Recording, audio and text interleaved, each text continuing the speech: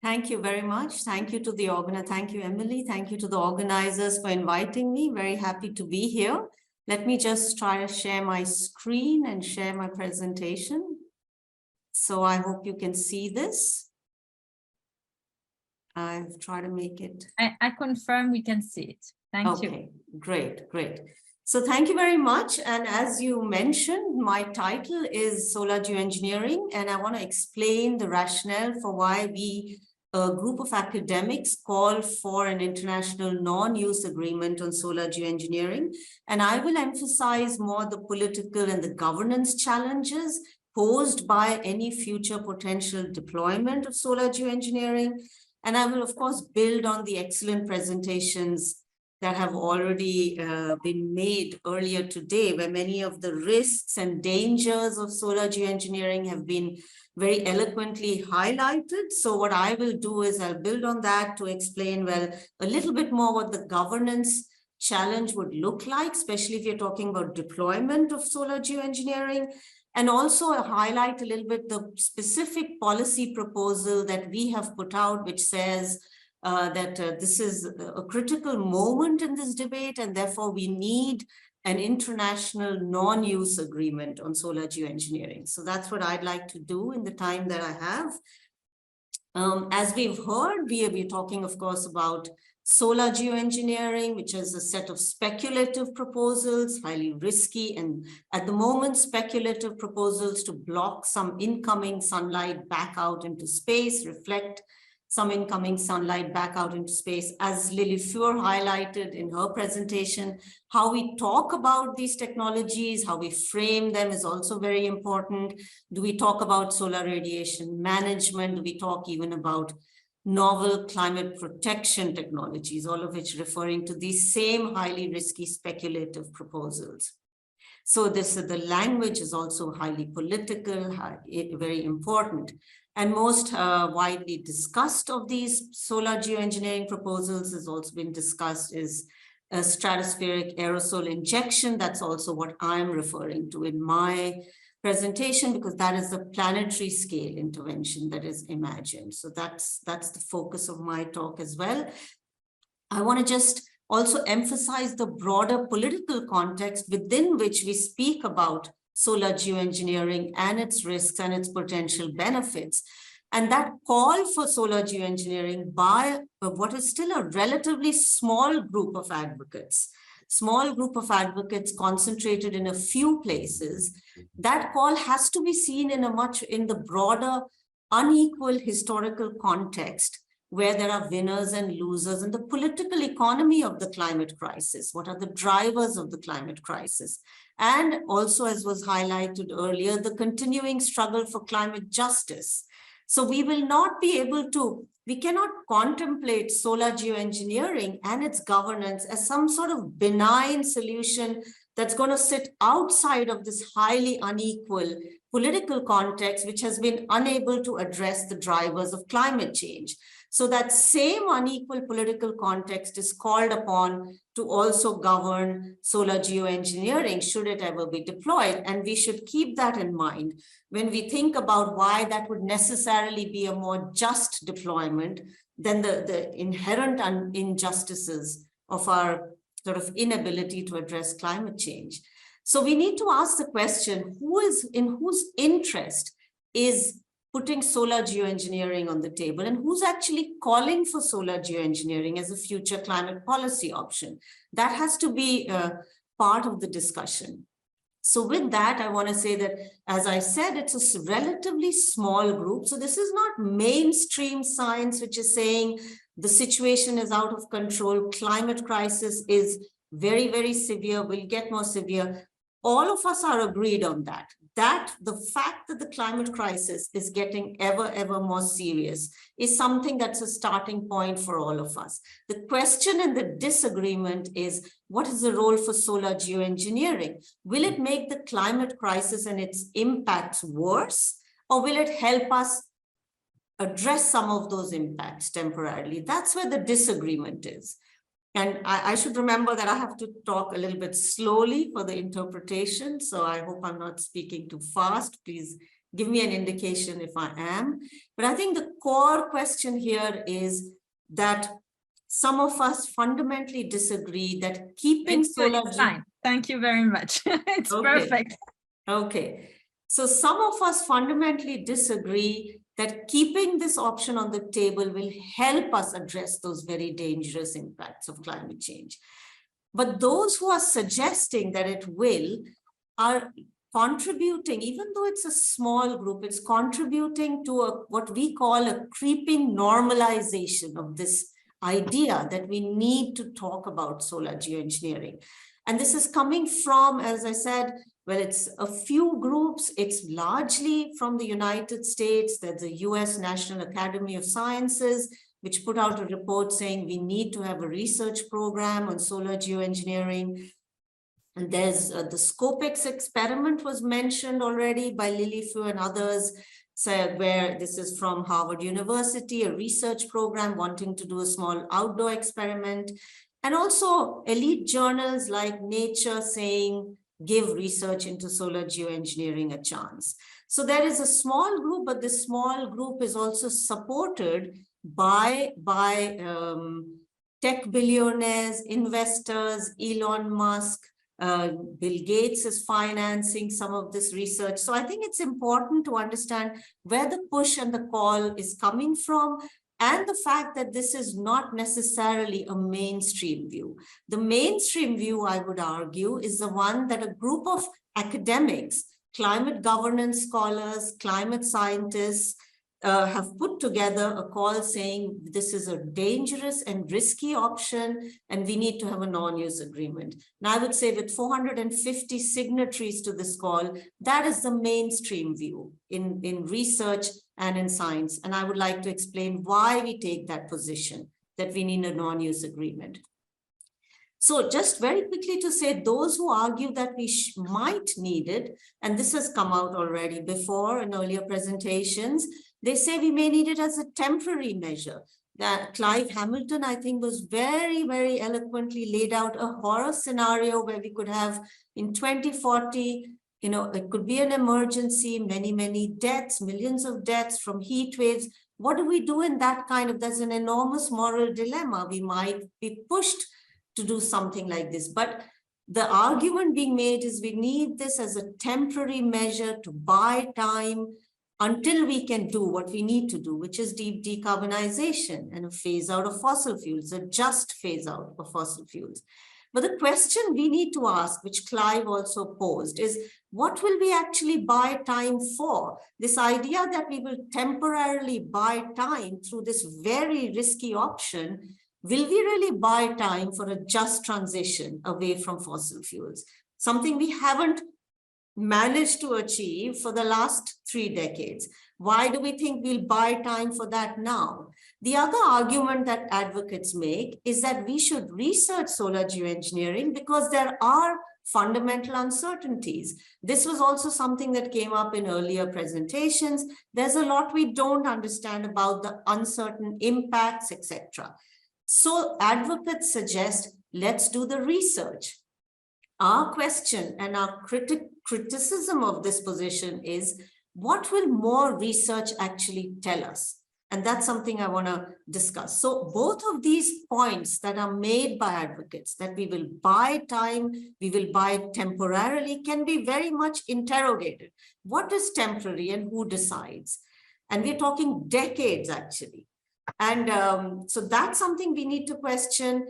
And both of these claims also raise important issues of governance. So if we say we need research, if we say we might have to deploy to buy time, that raises enormously complex questions about governance, which advocates often hand wave away. They say we will, as was also mentioned, I think Lily Fu had a very nice set of key claims made that when it comes time for it, we will manage to govern this. But our question as climate governance scholars is, what would that governance actually look like? How feasible is it that we could govern this at a planetary scale? Because it's a planetary scale intervention, it would require planetary scale decision-making, inclusive decision-making. And do we have those architectures of governance, which in our view, we do not. So those are the reasons why we, the group of scientists calling for a non-use agreement, we have three major reasons why we call for such a non-use agreement. First are the uncertain, unknowable, and unequally distributed future risks and harms to planetary and climate systems from speculative solar geoengineering interventions like sulfate aerosol injection. The second reason is that given these very, very unknowable, highly risky, the risks of intervening at planetary scale into climate systems, we would not have the possibility to govern, make decisions about such interventions in a fair and inclusive manner. And I'll run through a little bit why we think that. And then given these two reasons that there could be unknowable risks, we cannot govern in an inclusive manner, continuing to talk about solar geoengineering as part of a future climate policy portfolio has a very, very serious political risk right now to delay what we need to urgently do in this decade. The just transition we need, the urgently needed emission reductions, particularly from the historical largest emitters, led by the US and others as well, OECD countries who need to act ambitiously in this decade. So those are our three reasons, and I'll just run through very quickly the three. The first one is that deliberately intervening into the Earth's climate system is highly risky because we don't understand the risks, and the efficacy of solar geoengineering is poorly understood. We do know that the impacts would vary across world regions. This has all been laid out also by Christina Voigt in a very comprehensive manner, what these uneven impacts could be, which we cannot rule out. So they might be speculative and in the future, but if we cannot rule them out, do we want to take that risk? Do we want to make the already accelerating impacts of climate change worse by adding yet more potentially unknowable climate impacts? So that brings us to the question of whether, because of these uncertainties, should we do more research to reduce uncertainties? And our position there is, yes, some more climate modeling, even small-scale experiments may help to reduce some uncertainties. They might help us understand how one intervention technology might work, or some small aspect of cloud dynamics, etc. But essentially, nothing that we can do would help reduce those fundamental uncertainties about planetary scale impacts unless we do planetary scale experimentation over time. That's the only way to know about planetary scale impacts, because what Solar Geo is trying to do is to have a planetary scale impact on, say, global temperatures, but that will also have impacts on precipitation and other aspects. And we can only know those impacts if we've actually deployed, because planetary scale experimentation is akin to deployment.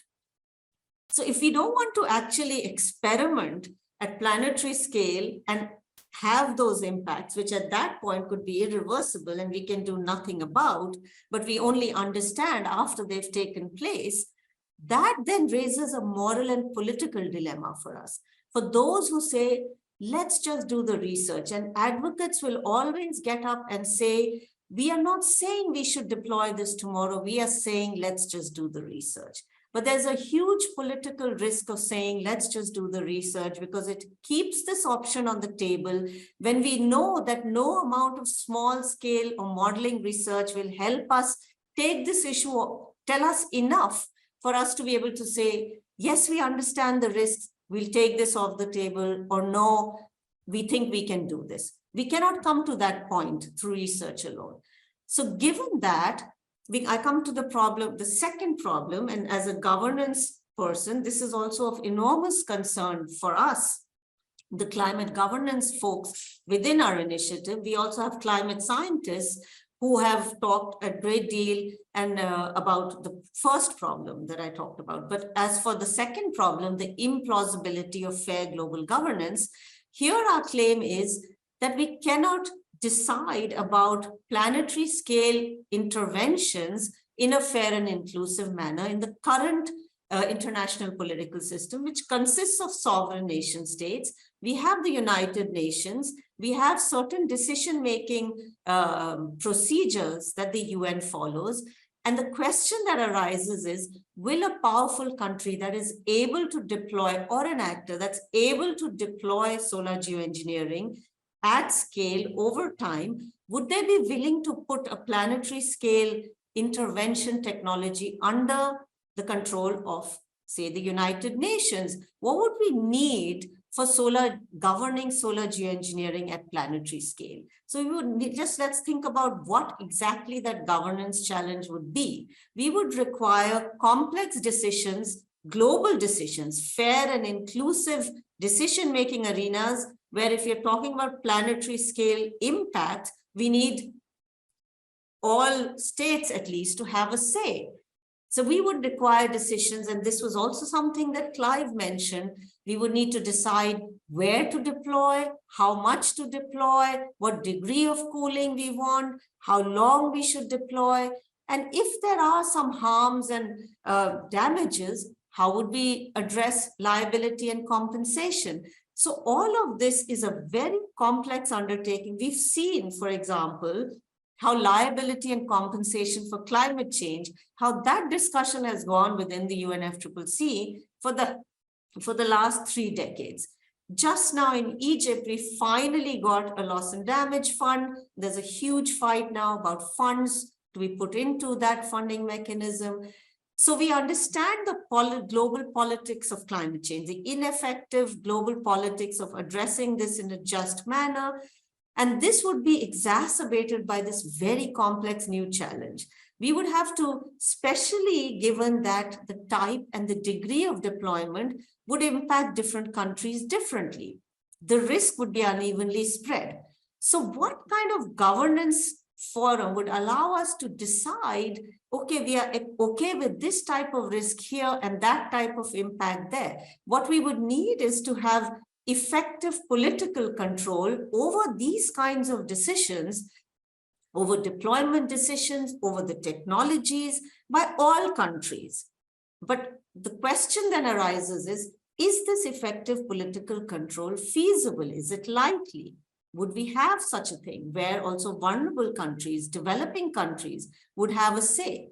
So what do we have at the moment? What kind of global decision-making fora do we have? We have the United Nations. It works on the one country, one vote system, which is as it should be. Every country gets one vote, the principle of sovereign equality. But the question that arises, and we've seen this across the board in many multilateral treaties governed by the UN, where powerful countries might choose to stay outside the treaty regime because they do not want their sovereign right to do something to be impinged on by such UN fora. So our claim is that powerful nations would be unlikely to accept such a system of oversight.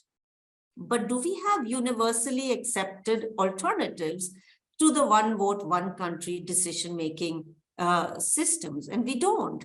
For example, we could think, okay, not one country, one vote, but what about we could think creatively out of the box? As the advocates say, we'll come up with the global governance arrangement. Well, suppose we were to say some sort of assembly, a global people's assembly, where there's rights given according to population. What would that look like? Again, developing countries would have a majority. So if you look at the US, on population terms alone, the US would have 4% of the vote. In the one country, one vote system of the UN, the US would have one vote out of 194. Developing countries have a majority in the UN. And that is why the question of whether powerful countries would be willing to place these technologies under the control of the UN, something we think is absolutely vital if it were ever to occur, is highly unlikely.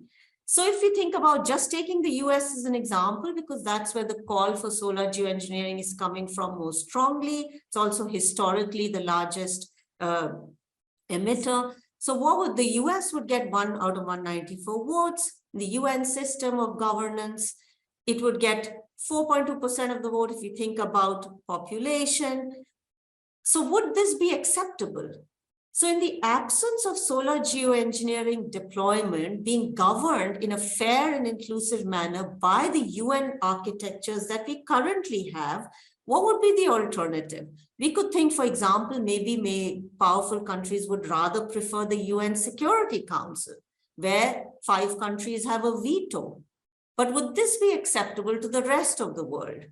Where the UK, for example, small island state of the UK, has a veto right. So this body lacks global legitimacy to regulate a planetary scale technology because it doesn't have a seat for everybody, all countries. So then suppose we say, okay, it might happen that we govern it outside of the UN system. Could there be an alliance of like-minded countries? But what would that look like? Do we want to envision a world and leave to our, it's not us we are necessarily even talking about, to our children and grandchildren, a world where we lock ourselves into a solar geoengineering option, a very risky option, which is then governed and the decisions are being taken by a small group of powerful countries. And we know how the geopolitics of this goes. I mean, it's all around us today, right? What would happen if a few countries were to come together, or if this were to become a sort of geoengineering arms race? This also came up in the geopolitics presentation earlier today.